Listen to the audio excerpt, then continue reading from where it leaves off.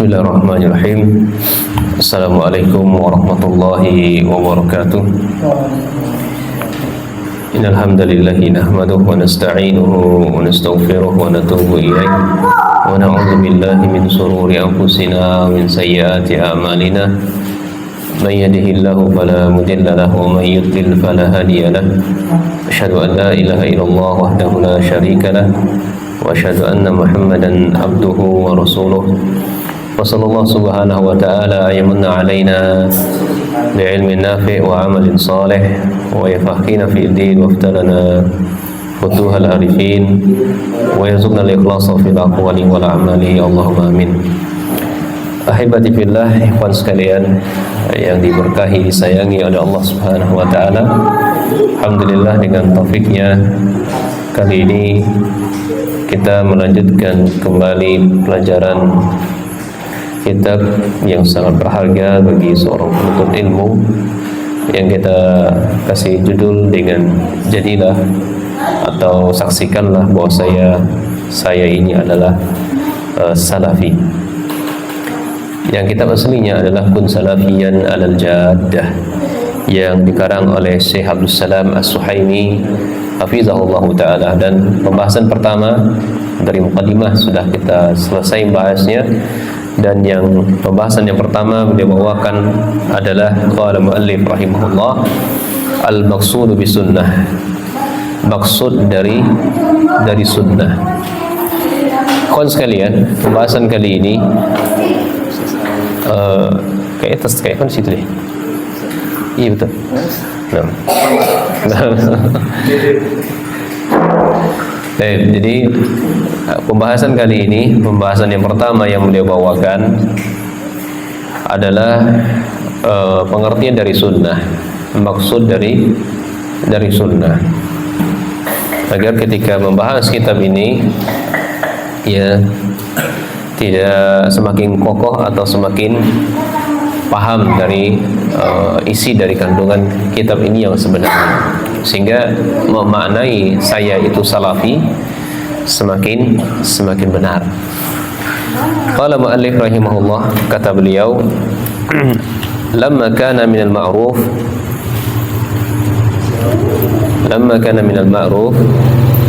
anna min musammiyati ahli sunnah wal jamaah as-salafiyun wa yasunu ta'rifu bi sunnati fil lughah wa fil istilah, summa ba'da zalika nu'arriju ala ta'rifi bi musammiyati ahli sunnah wal jamaah wa zikri sababi zalik. Nah, ikhwan sekalian, dalam pembahasan kali ini apa yang kita baca barusan, beliau membahas ada 3 poin disebutkan di sini. Yang pertama adalah pengertian sunnah secara bahasa dan secara istilah.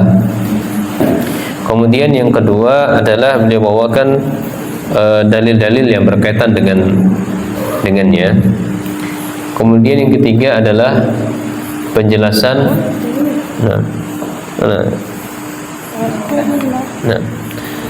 yang ketiga adalah penjelasan hal-hal yang berkaitan dengan apa itu sunnah. Apa itu sunnah? Kata beliau, ketika suatu perkara yang sudah ma'ruf di kita, termasuk perkara-perkara yang musammiyat ahli sunnah wal jamaah, yang dinamakan dengan ahli sunnah wal jamaah, ini dengan dikenal as-salafiyun, fayahsunu ta'rifus bisunnah fil lughah, maka alangkah bagusnya kita akan jelaskan pengertian dari sunnah secara bahasa, dan alangkah bagusnya pula kita akan bahas juga secara istilah. Setelah itu kita akan bahas lebih lanjut tentang pengertian dinamakan Ahlussunnah wal Jamaah dan penyebutan sebab-sebab penamaannya itu. Pengertian secara bahasa apa, setelah istilah apa, kemudian setelah itu kita akan sebutkan sebab-sebab menamakan dengan Ahlussunnah. Secara bahasa, fasunnatu fil lughah hiya at-tariqatu was-siratu. Hiya at-tariqatu was-siratu. Ini adalah metode. Tariqah itu adalah metode. Wasirah itu jalan hidup. Jalan hidup atau perjalanan kehidupan seseorang. Itu namanya sunnah. April bagaimana tahu perjalanan hidupnya dari kecilnya, dewasa, remajanya, dewasanya, menuntut ilmunya, gurunya, kemudian cara maisahnya, berdagangnya, muamalahnya, istrinya, anaknya, kakeknya. Nah, itu namanya sirah, perjalanan hidup. Jadi tahu betul seluk-beluk kehidupan atau perjalanan seseorang. Itulah dinamakan sunnah secara bahasa. Kemudian yang kedua, ya, waqad ikhtalafa ulama al-lughah halil sunnah maqsurah fil lughah ala tariqati hasanah atau annaha tashmalu hasanata wal qabihata. Para ulama itu silang pendapat. Ini ulama bahasa Arab di sini. Apakah sunnah atau pengertian sunnah itu maksurah, dibatasi di bahasa itu hanya sebatas thariqah hasanah, metode yang bagus, atau mencakup yang bagus dan yang buruk? Iya. Jadi para ulama silang pendapat, apakah sunnah itu secara bahasa hanya sebatas jalan yang baik, jalan yang bagus, atau juga termasuk jalan yang buruk juga. Kemudian lebih lanjut saya mengatakan was-sahih, yang benar. Dia langsung mengemukakan pendapat yang benar, tidak langsung bertele-tele, langsung yang benar saja. Tidak menyebutkan silang pendapat ulama ini berkata yang ini, tidak, tapi beliau langsung poin intinya yang benar. Ya, yang benar, karena kitab ini kitab dasar manhaj yang seorang penuntut ilmu harus tahu yang benar-benar dulu. Silang pendapatnya nanti aja. Begitu juga dengan belajar fikih atau belajar ya akidah, ya masalah selisihan pendapat para ulama itu babnya jauh di belakang. Ya, pokoknya yang bagi penuntut pemula-pemula itu sampaikan yang benar-benar saja dulu. Yang keliru-keliru itu bukan babnya. Babnya nanti. Intinya sampaikan saja yang benar itu. Nah, ini secara tidak langsung saya mengajarkan kepada kita bahwasanya menyalahkan amaliyah orang itu ada bab-babnya sendiri. Ya, oh ini amalannya sesat, ini amalannya salah, ini bukan babnya, ranahnya di awal-awal penuntut ilmu, tidak. Wallahi ikhwan, kita belajar yang anak rasain 8 tahun lamanya belajar itu nggak pernah bahas namanya silang pendapat, nggak pernah amalannya si fulan ini salah begitu, kawan kita ini amalannya salah, enggak pernah. Jadi guru kita itu, para ulama itu hanya menyampaikan yang benar-benar saja, yang harus diikutin yang begini loh. Oh kalau yang begitu pasti salah. Oh enggak begitu. Nah, manhaj salaf enggak begitu. Untuk para pemula sebutkan saja yang benar-benar saja. Nah, saya juga mengatakan demikian. Was-sahih, yang benar, yang annal murada biha fil lugha, yang benar dalam bahasa, hiya tariqatu sawa'an kanat hasanatan au qabihatan. Yang benar kata beliau, yang namanya sunnah itu ya, ini lebih bermakna umum, baik itu jalan yang baik maupun jalan yang buruk. Jadi kalau ada orang yang berbuat keburukan disebut juga sunnah. Ada orang yang berbuat baik juga disebut sunnah secara bahasa. Jadi luas, makna sunnah itu lebih luas secara bahasa. Ya. Orang yang berbuat baik disebut juga sunnah. Sunnah hasanah namanya. Sunnah kebaikan. Orang yang berbuat jahat disebut dengan sunnah qabihah. Sunnah kejahatan. Mana dalil yang menunjukkan hal itu? Wa mimma yadullu ala dzalika hadisun Nabi sallallahu alaihi wasallam, man sanna fil Islam sunnatan hasanatan falahu ajruha wa ajru man amila biha wa man sanna sunnatan sayyi'atan ala sunnatan man sanna sunnatan sayyi'atan fa alaihi wizruha wa wazaru man amila biha, rawahu Muslim. Kata Nabi SAW, siapa yang menghidupkan dalam Islam satu sunnah yang baik, maka dia akan mendapatkan pahalanya dan pahala orang yang melakukannya. Demikian pula siapa yang melakukan sebuah sunnah yang buruk, maka dia mendapatkan ganjarannya pula dan ganjaran orang yang melakukannya. Asbabul wurud hadis ini, ikhwan, tentu ada sebab-sebab kenapa Nabi sallallahu alaihi wasallam mengucapkan hal itu. Ada sebabnya. Sebabnya begini. Ya. Hadisnya lumayan panjang. Saya baca hadisnya. Kunna inda Rasulillah sallallahu alaihi wasallam fi sadrin nahar. Qala faja'u qaumun hubbatun uratun mujtabi.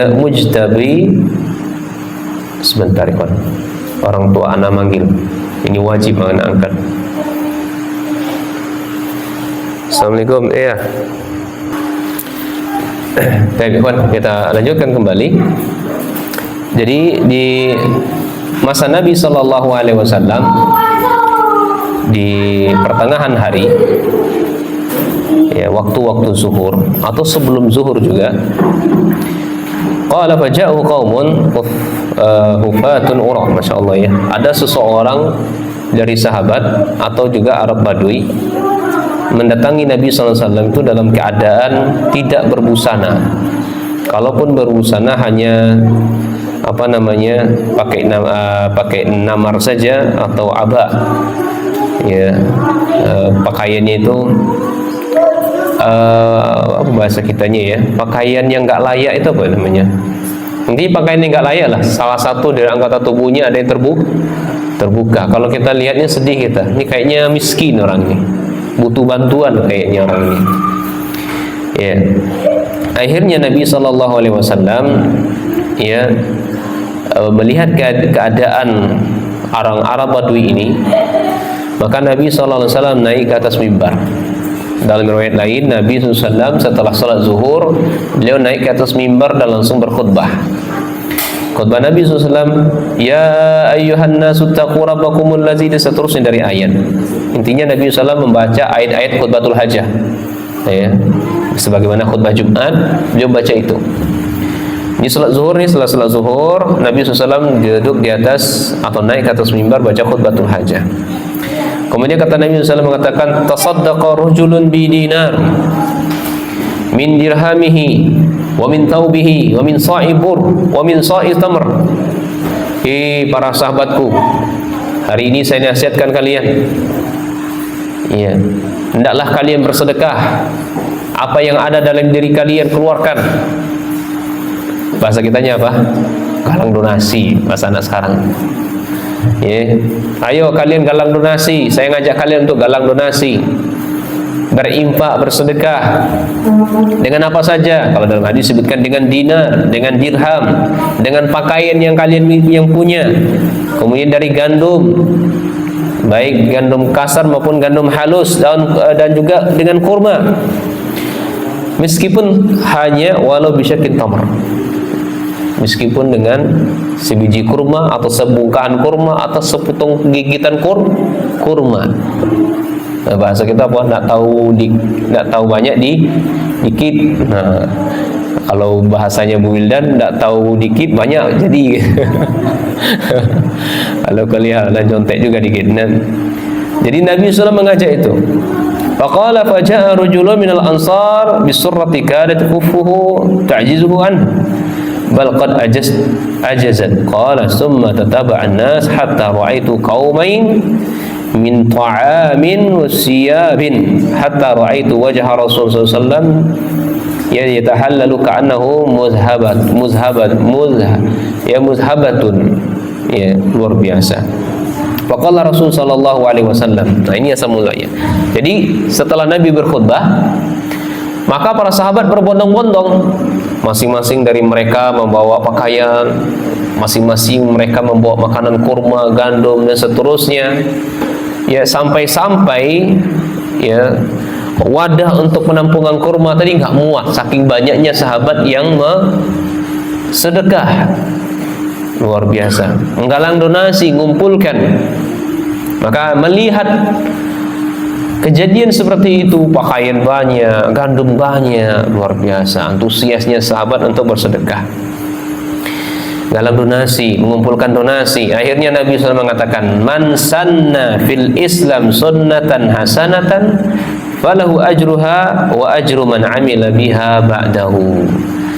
Ya, luar biasa. Ini yang kita baca tadi. Siapa di antara kita yang menghidupkan, yang pertama sekali memulai dalam Islam suatu sunnah yang baik, dia akan mendapatkan pahala, dan orang yang ikut nimbrung tadi juga dapat pahala.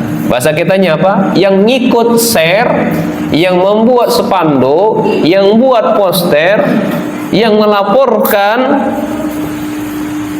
dapat pahala. Dalam riwayat wala yang khusus dzalik, tidak akan pernah mengurangi pahala sedikit pun. Baik yang buat spanduknya, yang nge-share, tidak akan berkurang pahalanya sedikit pun. Dalam riwayat lain, maka lillah, apa-apa yang dibangun karena Allah itulah yang akan tersisa. Wa yabqa. Nah, ini asal muasal dari hadis ini. Ya. Jadi luar biasa ya, semangatnya para sahabat. Nah, setelah terkumpul, Nabi SAW berikan itu kepada orang yang membutuhkan tadi. Nah,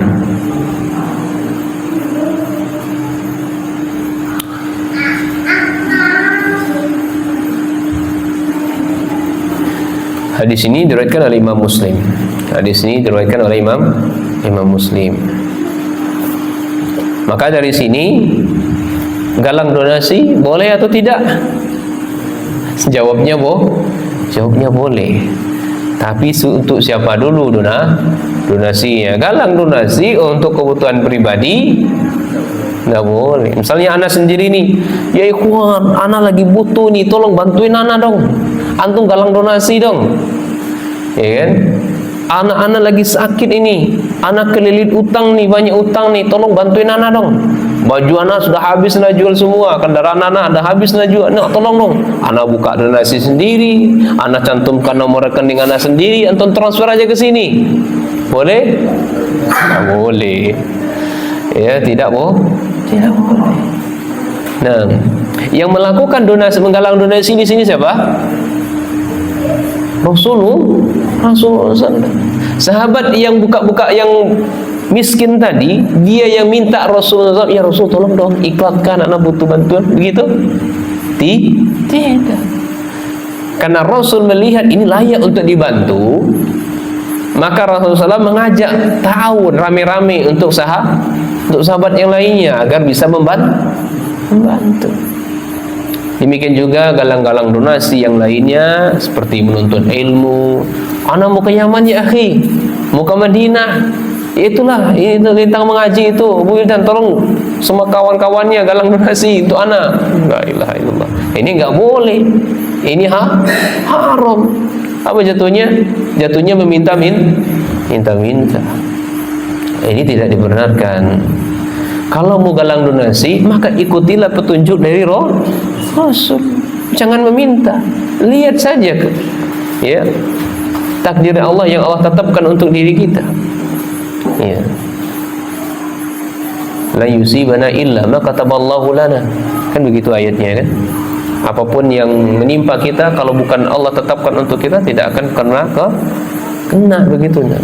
Sudah, dia memang rezekinya dia, Rasul melihat dia layak untuk dibantu, ya dibantu. Bukan kita harus ya pasang-pasang atau kuar-kuar, ayolah bantu anak, gerakkan tu aki, bantu anak aki. Nah, begitu caranya. Nah, dalam kaidah juga disebutkan, ya, wa kam min muridin lil khairi lam yablugh.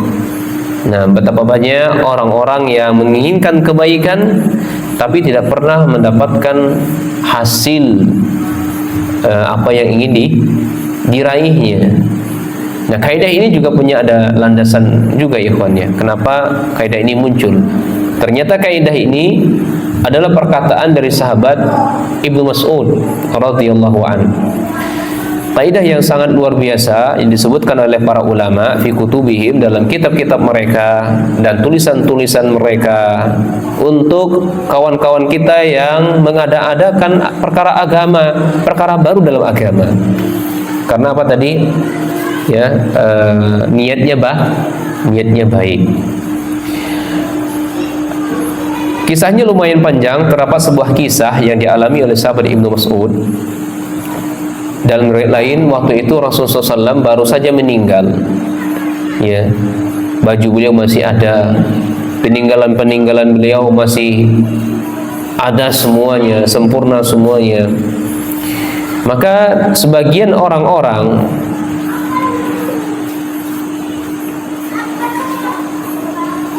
dakhala ala jama'atin minal muslimin fil masjid fara'an min amrihin ajaban haitsu tawazza'u hilaqan wa fi wasatil kulli wahidatin minha rajulun yaqulu lahum sabbihu mi'ah hallilu mi'ah fayaf'alu dhalika fa'anqara alaihim Ibnu Mas'ud ma yaf'alunahu faqalu lahu wallahi ma aradna illa al-khaira faqala lahum kalimatuhu allati sarat mathalan kam min muridin lil khairi lam yusibhu. Ini apa yang dilihat Ibnu Mas'ud, Rasulullah SAW baru saja meninggal, tidak lama dari Rasul meninggal, ada sebagian dari jemaah kaum muslimin di masjid bikin halaqah-halaqah. Ada pemimpinnya. Halaqah itu tasbih sekian ratus. Halaqah itu takbir sekian ratus. Jadi banyak halaqah-halaqah. Kalau boleh diibaratkan sekarang, contohkan sekarang, ya ini buat halaqah, la ilaha illallah. Silakan sebanyak-banyaknya. Kalau di hadis 100, ada yang mengatakan 1000, 2000, sebanyak-banyaknya. Bahkan ada yang sampai gila kadang begitu ya. Di situ juga subhanallah. Di sini ada lagi hu. Ya, macam-macam. Di zaman sahabat Ibnu Mas'ud terjadi bibit-bibit kayak begini. Kemudian melihat seperti itu, berdasarkan dengan hadis, sahabat Ibnu Mas'ud mengingkari apa yang mereka lakukan. Kemudian sahabat Ibnu Mas'ud mengatakan, bahasa kitanya, kenapa kau lakukan begini? Rasulullah SAW itu kuburannya belum kering gitu loh. Jadi tanahnya masih seger gitu loh. Pakaiannya masih ada, peninggalan-peninggalan masih ada, istri-istri beliau masih ada, anak-anak beliau ada. Kok cepat sekali kalian berubah? Kemana kalian? Apa nih jawabnya? Wallahi ma aradna illa bi khair. Demi Allah, apa yang kami lakukan ini kecuali hanya niatnya baik.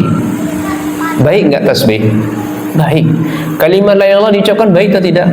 Baik. Subhanallah walhamdulillah, kalimat tahlil baik atau tidak? Baik.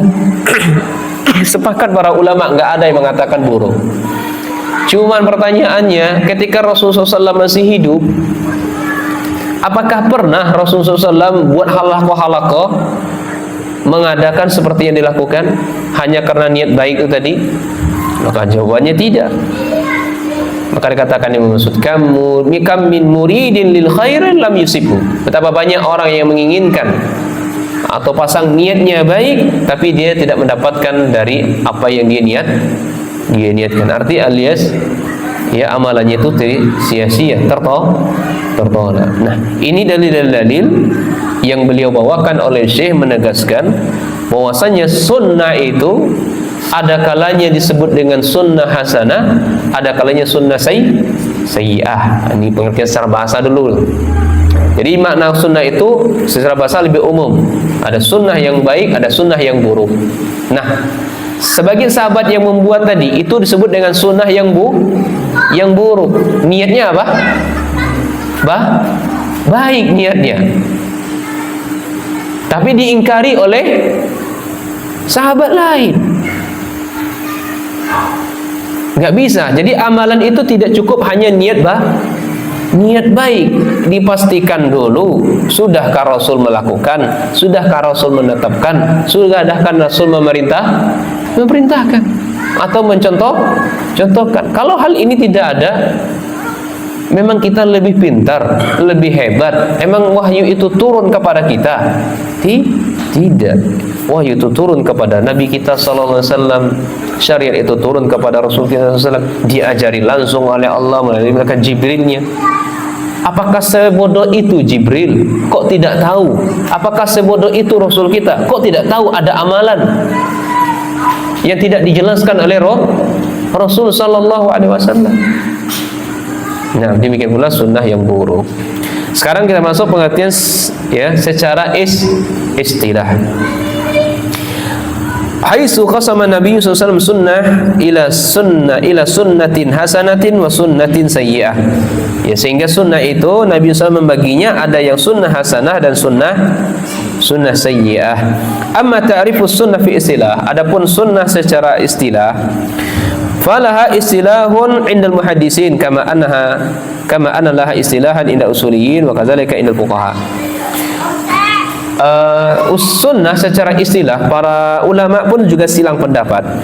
Ada sunnah yang diartikan, yang didefinisikan oleh ulama yang muhaddisin, ulama ahli hadis, dan juga ulama usul, dan juga ada ulama fuqaha.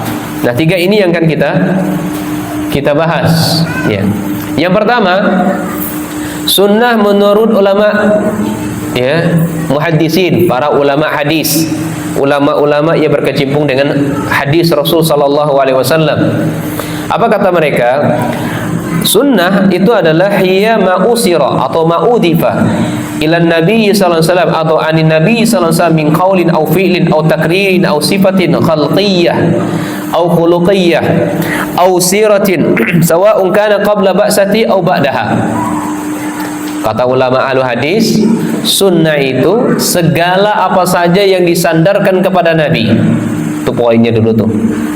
Baik berupa ucapan maupun perbuatan maupun takrir, sifat khalqiyah atau sifat khuluqiyah, baik sebelum diutus Nabi sallallahu alaihi wasallam maupun setelah diutus Nabi sallallahu alaihi wasallam. Maka berdasarkan keterangan di atas, maka sunnah itu dapat dikelompokkan kepada beberapa hal. Yang pertama disebut dengan sunnah qauliyah. Ya, disebut dengan sunnah qauliyah. Apa itu sunnah qauliyah? Ini berupa perkataan yang diucapkan oleh Nabi Rasul sallallahu alaihi wasallam.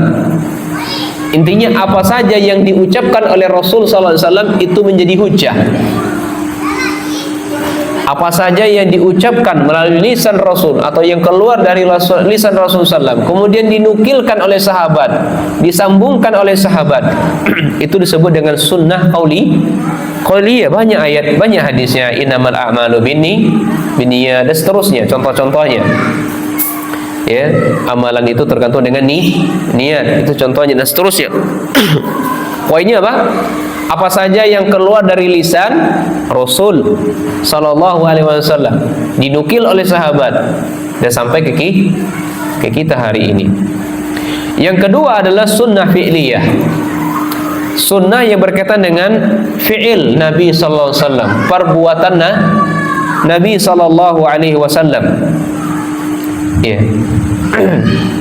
Yang dinukil oleh sahabat, kemudian beliau kemudian dinukil, disampaikan oleh sahabat dan sampailah kepada kita. Salah satu contohnya sunnah fi'liyah, karena Rasulullah sallallahu alaihi wasallam yuhibbud duba. Adalah Rasul sallallahu alaihi wasallam itu menyukai duba, sayur. Ya, kalau sana tuh duba itu namanya labu siam. Nah, intinya sayur, menyukai sayur. Ini fi'liyah, perbuatan Nabi sallallahu alaihi wasallam. Ini perbuatan Nabi sallallahu alaihi wasallam itu banyak sekali. Ya, atau bahasa kita, interaksi Nabi itu banyak sekali. Sama istrinya, sama anaknya, sama cucunya, sama kakeknya, sahabat pamannya, sahabatnya, para janda, anak yatim. Intinya banyak sekali interaksi Nabi kepada manusia maupun kepada binatang.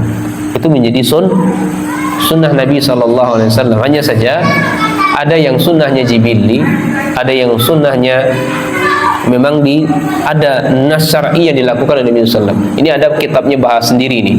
Di Pagar Alam kita bahas sama-sama kawan MBI. Namanya adalah, judul kitabnya subhanallah ya, baru 2 kali pertemuan. Dilupakan juga judul kitabnya saya.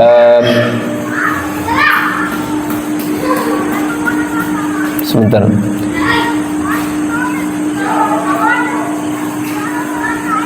Kaifa amalahum. Nah, kaifa amalahum.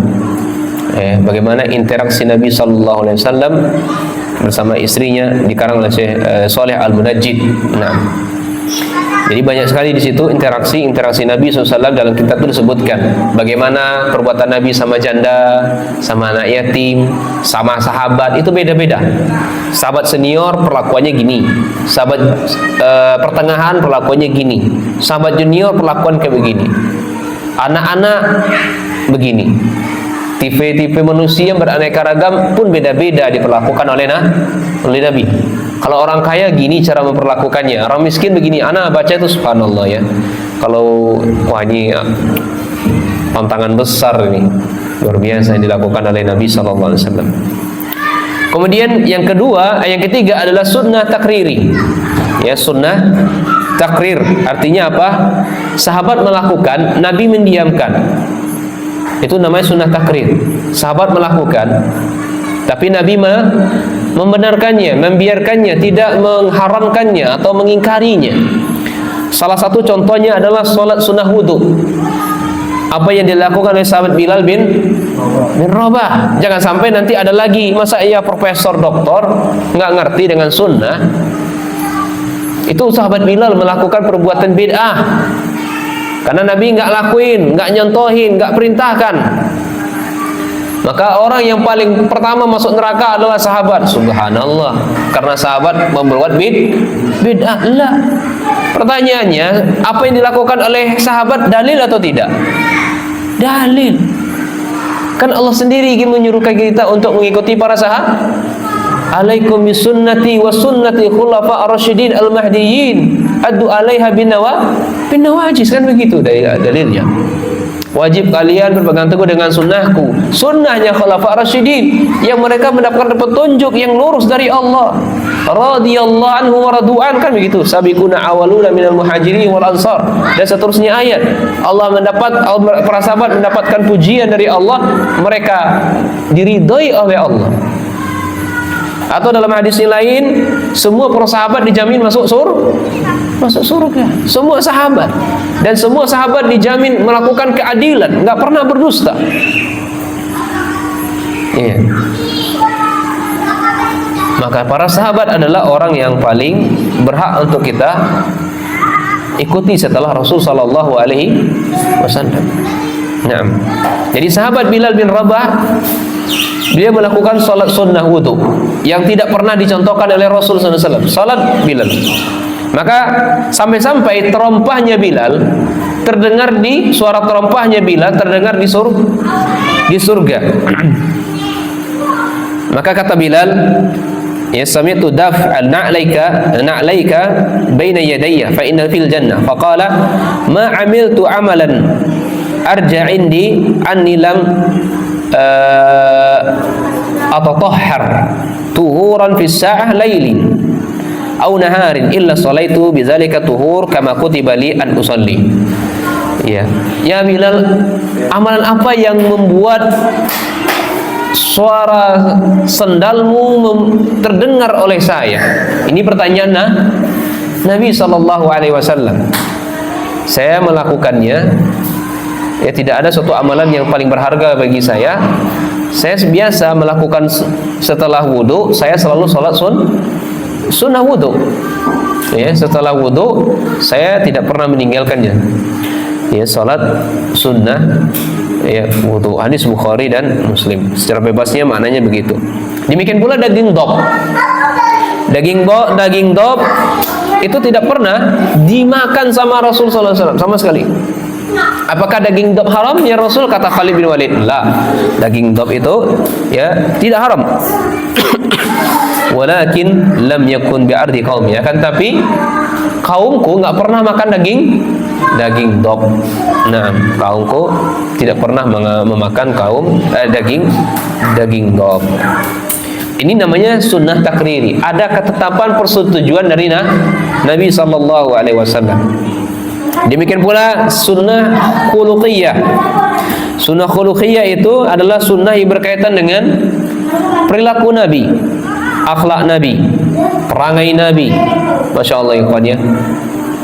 Nabi SAW itu perangainya, akhlaknya mulia. Akhlaknya Al-Quran.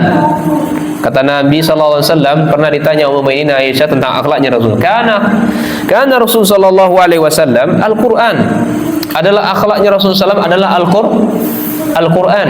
Imam An-Nawawi rahimahullah dan juga Imam Ibn Rajab rahimahullah ketika menjelaskan hadis tersebut, maksud dari akhlaknya Nabi SAW ala Al-Quran adalah beliau mengamalkan seluruh Al-Quran, mengamalkan seluruh isi Al-Quran. Apa yang dalam Al-Quran itu yang beliau amalkan. Ini berbicara tentang orang yang paling santun, beliau orang yang paling santun. Berbicara siapa yang paling dermawan, ya beliau orangnya. Kalau berbicara orang siapa yang paling kasih sayang, pemaaf, murah, ya beliau orangnya. Ajib ya ikhwan ya. Rasul sallallahu alaihi wasallam tidaklah beliau marah kecuali apabila larangan Allah dilanggar. Itu beliau marah sama sekali. Sampai-sampai ya wajah beliau itu berubah kalau larangan Allah dilanggar. Tapi kalau pribadi beliau yang dilecehkan, dihinakan, wallahi tidak pernah sama sekali beliau marah. Ketika beliau berada di Taif, 10 hari beliau berada di sana, dilempari batu, diusir oleh penduduk Taif. Penduduk Taif itu adalah kampung ibunya. Gigi beliau patah, berdarah-darah, dilempari batu, menyebarkan dakwah Islam di sana, nggak diterima selama 10 hari. Tidak sama sekali beliau marah. Justru beliau memaafkan apa yang dilakukan oleh penduduk Taif. Atas tindakan seperti itu, ikhwan, apa yang sehingga lawan maupun kawan saking takjub dengan akhlaknya Rasul sallallahu alaihi wasallam. Pribadi beliau disakiti sehingga sebagian dari mereka ada yang masuk Islam tanpa harus diminta. Bahkan jin ada yang masuk Islam melihat ketakjuban akhlaknya Rasul sallallahu alaihi wasallam. Ketika beliau sujud di Mekah, pemuka Quraisy melemparkan kotoran atau isi perutnya onta ke kepala beliau. Beliau lagi sujud, dia nggak marah sama sekali. Anak beliau Fatimah hanya melihat, hanya bisa menangis, nggak bisa berbuat apa-apa. Ketika Fatimah membersihkannya, baru beliau angkat kepalanya sambil berdoa kepada Allah, ya Allah, yang maknanya saya serahkan urusannya pembesar Quraisy kepadamu. Ini perlakuan Abu Jahal dan rombongan CS-nya. Demikian pula Nabi SAW dengan saking santunnya beliau, iya, apa yang dilakukan oleh Al-Wahsy yang membunuh paman beliau, paman yang tercinta, siapa? Hamzah. Sama sekali beliau tidak pernah marah, cuman hanya mengatakan begini saja, ya Wahsy, kalau bisa engkau tidak menampakkan wajahmu di hadapan saya, itu jauh lebih baik, ya, tanpa membuat memarahi Wahsy dan seterusnya. Karena kalau engkau wahsi menampakkan wajah ke saya, membuat saya sedih lagi. Ingat lagi engkau yang membunuh paman saya, padahal beliau itu adalah singanya Allah. Nah, ala kulli hal. Dan hadis ini juga dijadikan para ulama, kalau kita ada sengketa dengan kawan-kawan kita, menghindar, menjauh itu tidak masalah, agar menyelamatkan hati kita. Jangan hati ini semakin semakin gak baik jadinya. Nah, ini disebut dengan sifat khuluqiyah. Dan juga ada sifat khalqiyah. Atau sifat khalqiyah, yakni sifat atau sunnah khalqiyah, yakni yang berkaitan dengan fisik Rasul sallallahu alaihi wasallam. Rambut beliau segini, jenggotnya segini, kemudian pakaian badan beliau segini, beratnya segini, tingginya segini, wajahnya segini, matanya begitu, telinga. Ini berkaitan dengan fisik jasadnya Rasul sallallahu alaihi wasallam. Sudah masuk azan? Kita belum? Berapa menit lagi? 45 ya, 2 menit lagi. Nah, ini baru 43. Nah, sekarang menurut ulama usul. Tadi ulama apa tadi? Ulama hadis, al-muhaddisin. Sekarang menurut ulama usul fiqh. Kata beliau, bainama hiya fi istilahi usuliyyin tutlaqu ala ma jaa manqulan 'an Nabi sallallahu alaihi wasallam mimma lam yunassa alaihi bil kitabil aziz, bal innama nussa alaihi min jihati Rasulullah sallallahu alaihi wasallam kana bayanan lima fihi kitabi aw la. Sederhananya gini, di dalam Al-Quran itu nggak ada nasnya tentang suatu hukum atau syariat. Yang ada nasnya itu dari sisi Rasul sallallahu alaihi wasallam. Jadi apa yang disebutkan oleh Rasulullah SAW sebagai penjelas apa yang ada dalam Al-Quran atau tidak. Contoh, kita buatkan contoh masalah tentang tata cara rinci sholat. Tidak ada disebutkan dalam Al-Quran,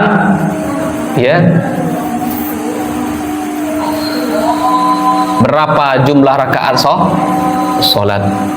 Tidak ada dalam bacaan Al-Quran apa yang dibaca tatkala ruku, tatkala i'tidal, tatkala sujud. Gak ada.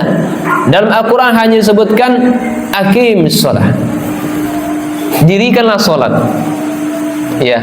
Irka' ma'ar raqi'in, rukulah bersama orang-orang yang ruku. Wasjud, dan sujudlah. Tidak disebutkan apa yang dibaca ketika sujud. Nggak ada dalam Al-Quran nasnya. Ada di mana? Dalam hadis. Itulah yang disebut dengan sunnah menurut ulama usul, sebagai penjelas dari apa yang ada dalam Al-Quran maupun tidak ada dalam Al-Quran.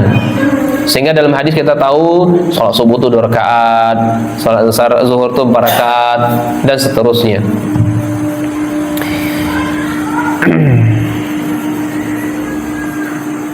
Nah, kita azan dulu. Subhanallah, ini gak selesai nih ikhwan ya.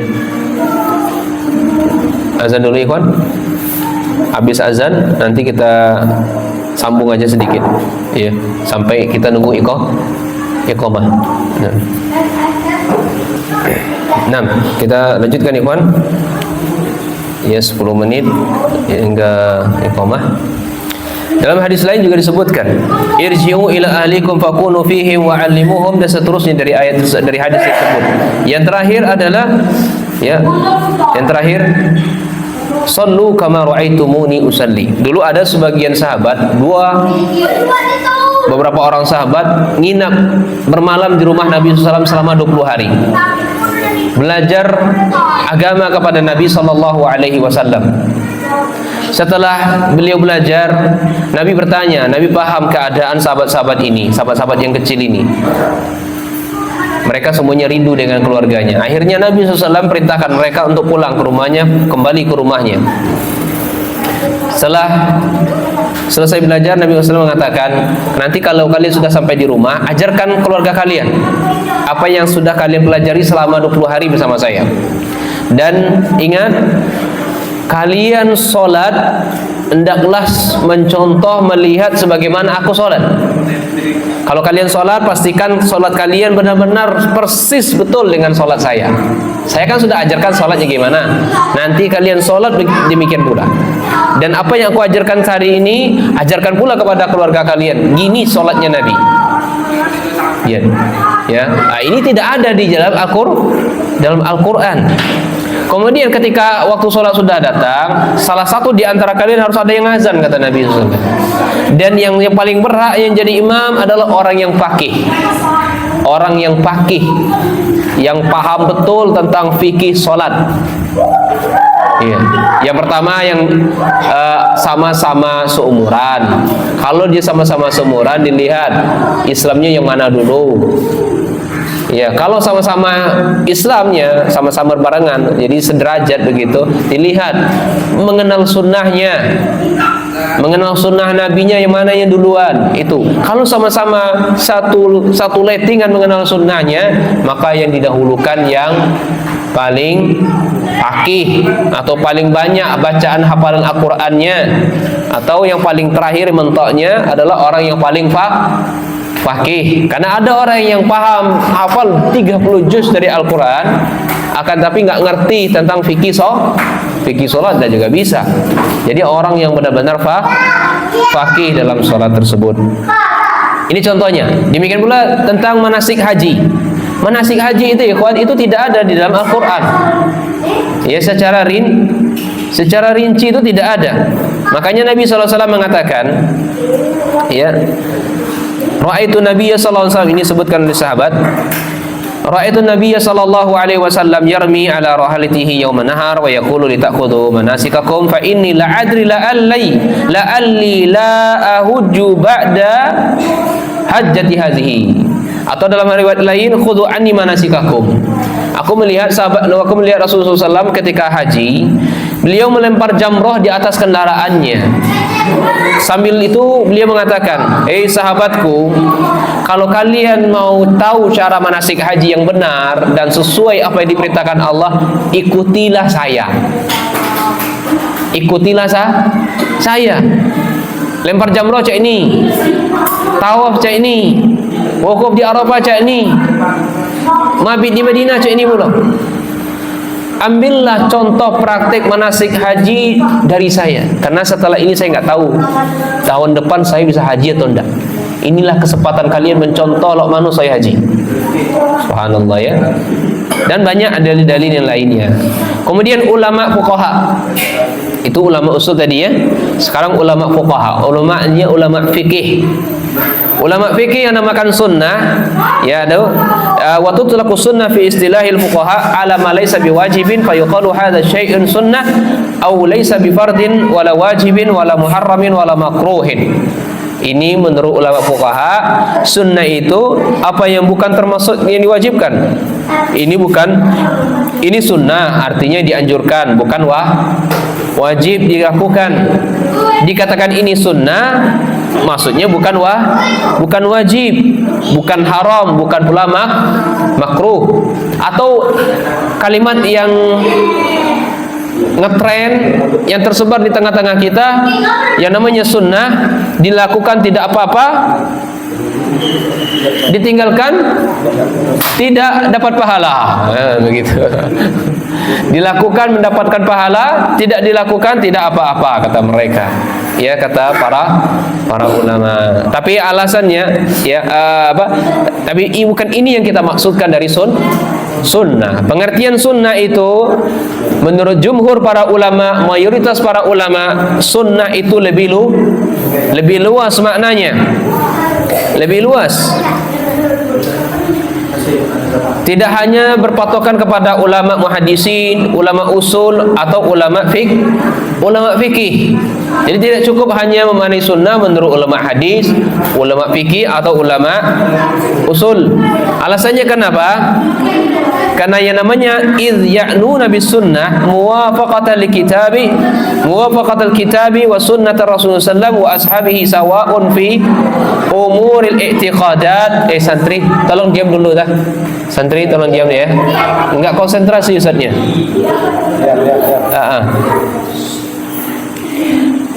Menurut jumhur, mereka para ulama salaf memaksudkan dengan sunnah yakni mengikuti, menyesuaikan dengan Al-Quran dan sunnah Rasul dan para sahabatnya, baik dalam masalah akidah, keyakinan, ibadah. Dan lawannya dari sunnah itu adalah bid'ah, kata beliau. Jadi luas sekali makna sunnah, berkaitan dengan masalah keyakinan, ini akidah, berkaitan masalah anjuran yang sesuai dengan Al-Quran, sesuai dengan sunnah Nabi, dan sesuai dengan sahabat Nabi SAW. Kapan seseorang itu dikatakan di atas sunnah? Kita lihat jemur, ini orang ini sunnah atau enggak ya? Atau enggak ya? Sunnah ya? Kata beliau, Syekh di sini, fayuqalu fulanun ala sunnah idza kanat a'maluhu ala wafqi kitabillah wa sunnah Rasulullah.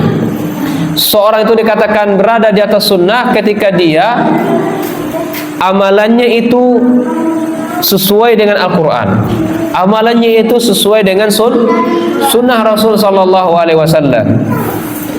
Wa yuqalu fulanu ala bid'ah idza kana amaluhu mukhalifan li kitabillah wa sunnati au ahadihima. Kapan seseorang itu dikatakan di atas bid'ah? Ketika seseorang itu beramal tapi menyelisihi Al-Quran. Al-Quran perintahkan kita nikah itu hanya 4. Dia 110. Ya, katanya, oh ini sunnah Nabi. Pernah kan lihat kan di YouTube kan banyak tuh. Ya, ada cowok, ikhwan, istrinya sampai 10. Yang ke-10-nya sampai 1 rumah, anaknya udah banyak sekali. Katanya itu sunnah Nabi. Nabi aja kan banyak istrinya, itu kan sunnah Nabi. Ini kebobrokan dari sunnah, memahami sunnah Nabi, nggak paham dengan sunnah Nabi. Nah, ini tidak menyelisih, tidak sesuai dengan Al-Quran. Al-Quran hanya membatasi 10, membatasi hanya 4. Apa ini tidak potong ulang? Ya, Al-Quran hanya membatasi hanya 4. Dia malah 10. Jadi menyelisih Al-Quran, menyelisih sunnah Nabi SAW, atau menyelisih salah satu dari keduanya. Syekhul Islam Ibnu Taimiyah mengatakan, wa lafzus sunnah fi kalami salaf yatanawalu sunnah fil ibadat fil i'tiqad wa in kana katsiri mimman sannafa fi sunnah yaksidun al kalam fil i'tiqadat. Lafaz sunnah di kalangan perkataan ulama salaf itu mayoritas, kata beliau, masalah keyakinan, ya, masalah fil ibadat, dalam masalah ibadah, masalah keyakinan, ya, itu kalau disebut dengan sunnah, kata Imam Ibnu Taimiyah. Sehingga kita lihat ikhwannya di kitab As-Sunnah yang dikarang, kalau tidak salah, Imam Ahmad bin Hanbal kalau nggak salah, dia punya kitab As-Sunnah atau As-Sunnah karya Imam Al-Barbahari.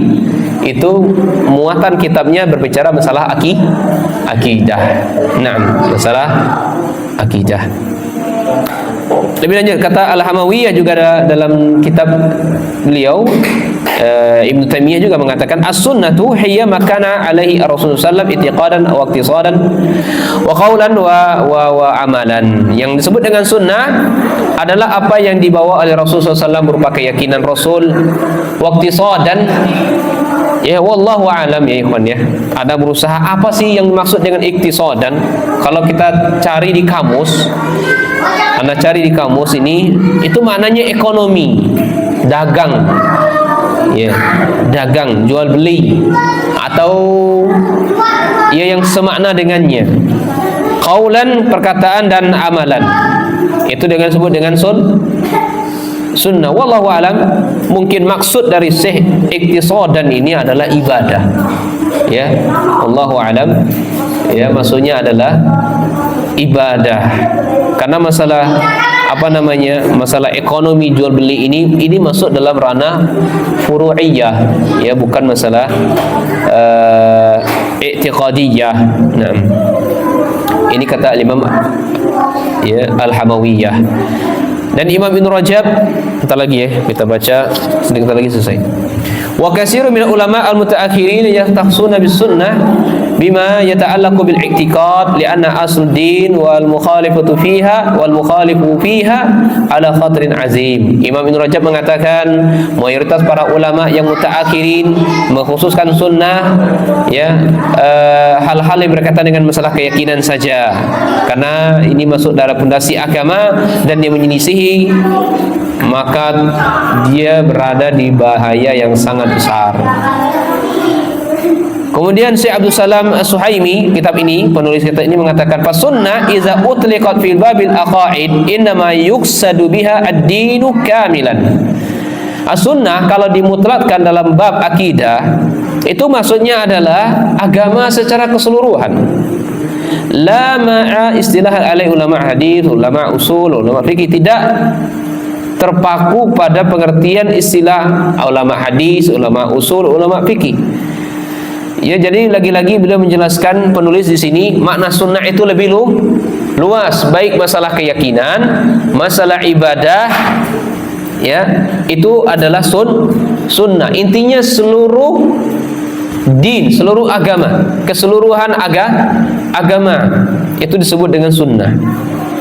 Imam Ibn Rajab juga mengatakan as-sunnatu hiya tariqatul masluk, at-tariqul masluk fa yashmalu dzalika tamassaku bima kana alaihi Nabi sallam wal khulafa'u ar-rasyidun min al-i'tiqad wal a'mal wal aqwal. As-sunnah itu cakupannya adalah berpegang teguh apa yang dibawa oleh Nabi, berpegang teguh apa yang dibawa oleh khulafa ar-rasyidin, berupa keyakinan, berupa amalan, berupa perkataan. Itu disebut dengan sunnah. Dan ini yang saya pilih, ya, pengertian sunnah yang lebih kompleks dan lebih menyeluruh, perkataan Imam Ibn Rajab. Artinya apa? Seluruh apa yang diyakini oleh Nabi tentang Allah Rabbul Alamin, bagaimana Allah, di mananya Allah, bagaimana wajahnya Allah, bagaimana tangannya Allah, bagaimana pendengaran Allah, bagaimana penglihatan Allah, apa saja yang diyakini oleh Rasul tentang Allah Rabbul Alamin, atau amalan-amalan apa saja yang dilakukan oleh Rasul, perkataan apa saja yang dilakukan oleh Rasul, itu adalah sunnah. Demikian, semoga bermanfaat pada kita dan kaum muslimin. Di pertemuan berikutnya insyaallah akan kita lanjutkan, ya, nama-nama, ya, ahli sunnah wal jamaah, ya, nama lain dari ahli sunnah wal jamaah. Subhanakallah bihamdika asyhadu an la ilaha illa anta astaghfiruka wa atubu ilaik.